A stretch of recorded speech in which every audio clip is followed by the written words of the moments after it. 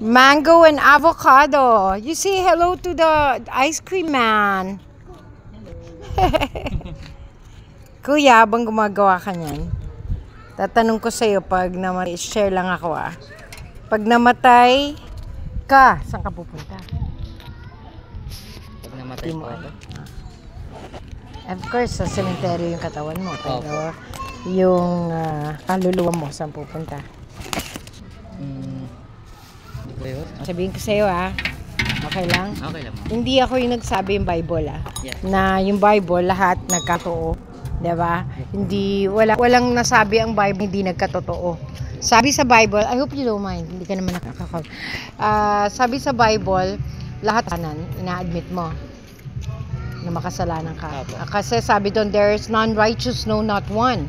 Tapos nakalagay din doon, for the wages of sin is death. And si Jesus, when he walked on earth, nag-preach siya about hell, hellfire. Okay. So, lahat ng mga masasama mapupunta sa impyerno pag namatay. Ang pag-aasa mo lang habang nabubuhay ka ay ito. Sabi sa Bible, for God so loved the world, gano'n na lang pagmamahal ng Diyos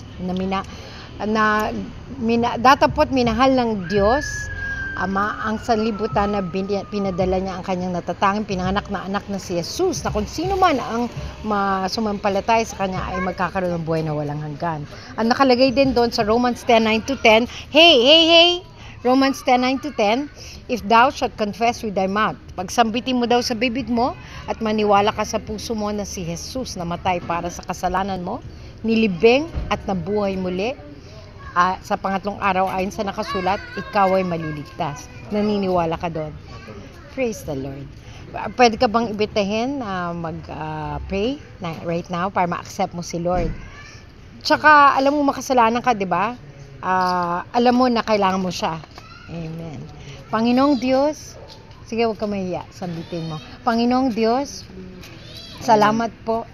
Panginoong Diyos, salamat po. Sa inyong pinanganak na anak. Sa inyong pinanganak na anak. Na si Jesus.